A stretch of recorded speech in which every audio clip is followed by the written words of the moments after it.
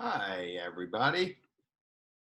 Welcome to Lecturing from Home. I'm hoping to do this before my kids come in from playing outside. But what I wanted to do is to maybe give you guys a brief video to explain some of the concepts you're going to be doing in this week's lab. This is Lab 8, Auscultation and Blood Pressure. And it is, of course, Coronavirus edition. So you're welcome. So what we're going to talk about today is very briefly about how you listen to people's heart and how you check blood pressure. Some of you might be familiar with checking blood pressure from your work as EMTs and the like. So if you look in the bottom left of this slide, it just shows you how the heart pumps blood, essentially. And this confusing graph on the right is a Wiggers diagram that shows you how different things line up temporally in your heartbeat. So if you look at the GIF for a second on the left, you see that the blood is pouring into the atria at the top of the heart, and then mostly draining into the ventricles until the atria contract to squeeze the last bit of blood into the ventricles. Please note that when the ventricles contract to force the blood around the systemic and pulmonary circuits, two things happen. The valves leading back into the atria snap shut right when contraction of the ventricles occurs, and the valves that go into the great vessels of the heart then are forced open by that increase in pressure. So when the ventricles contract, you get this big increase of ventricular pressure that both snaps the atrioventricular valves shut and opens the valves that go into the great vessels. Notice that once the ventricles stop contracting, pressure goes down in those ventricles. And then to prevent blood rushing back into the heart, the valves that are in the that go into the great vessels, you can see them right here.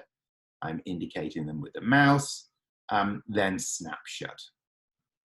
And these Wiggers diagrams that you see on the right basically show all of those things happening at the same time. So as you guys learned last week, the ECG QRS wave occurs when the ventricles are contracting. So what you see is ventricular pressure.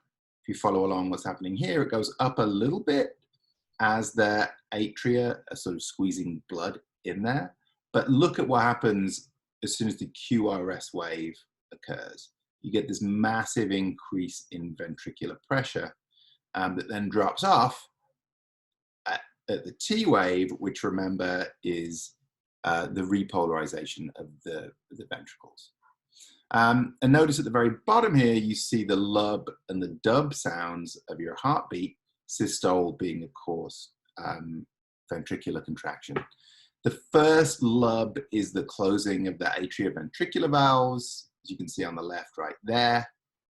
And the dub is the closing of the valves into the vena cava and the artery that goes to the lungs. So that's how everything kind of fits together on this graph.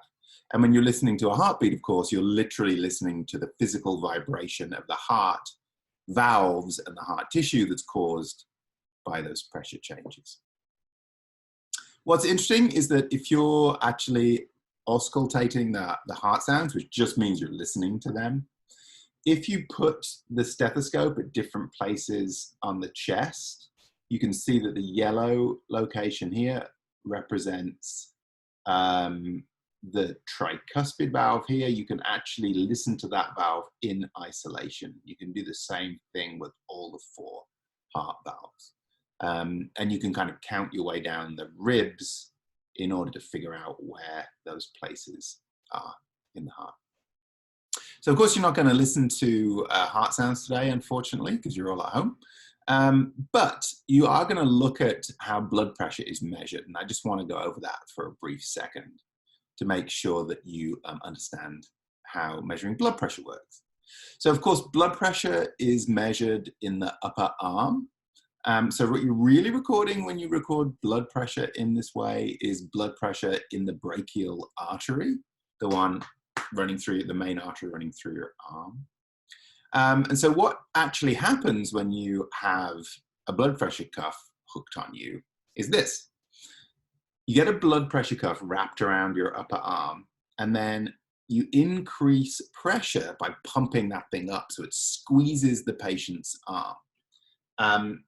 And you keep on pumping that up until you completely cut off blood supply through that artery. So you squeeze that artery completely shut, as is shown in the second panel in this figure. So there's no blood flow here. And that's because the pressure is above 120, which is the upper level that you would normally expect. Well, it's normal blood pressure, basically, in the brachial artery. And so how do you actually measure blood pressure? Well, you begin by cutting off the blood running through this artery, and then you slowly decrease the pressure that is squeezing on the arm.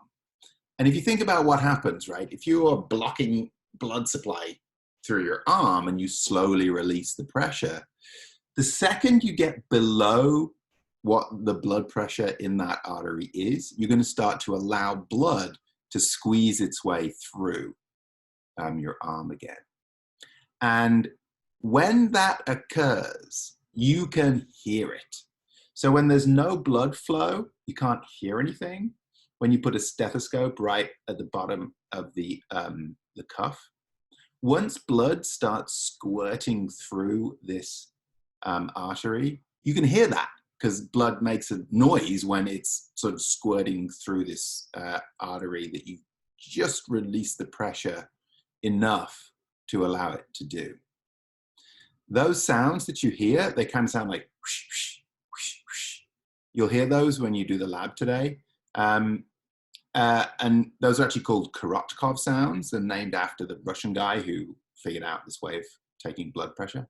And you hear those sounds as you slowly release the pressure in the blood pressure cuff until the artery is completely free to flow normally.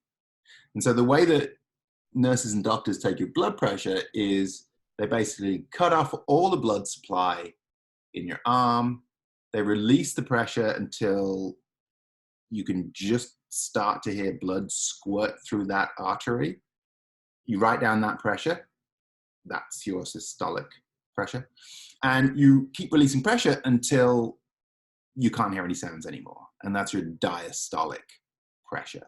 And that's how it's done. So the reason that you can hear those sounds again is because when there's a complete occlusion of the artery, no blood flows, you hear no sound. When you release the pressure on the blood pressure cuff, the second the blood pressure cuff reaches a pressure below systolic, it allows blood to flow in a turbulent way as blood is kind of squirting through this semi-occluded artery. That's when you hear Korotkov sounds. And you will continue to hear those until the blood pressure cuff is below diastolic pressure, and then blood can flow in what's called laminar flow, just uninterrupted flow. And that is where the Korotkov sounds end. So you note the pressure when Korotkov sounds begin, that's systolic, and when they end, that's diastolic. And you'll hear some of those sounds today as you're clicking through today's assignment. So that's all I want to say about blood pressure. Hopefully the virtual lab is fun for you to do today. Don't forget to click on all of the various highlighted words to get extra information about how to answer the questions.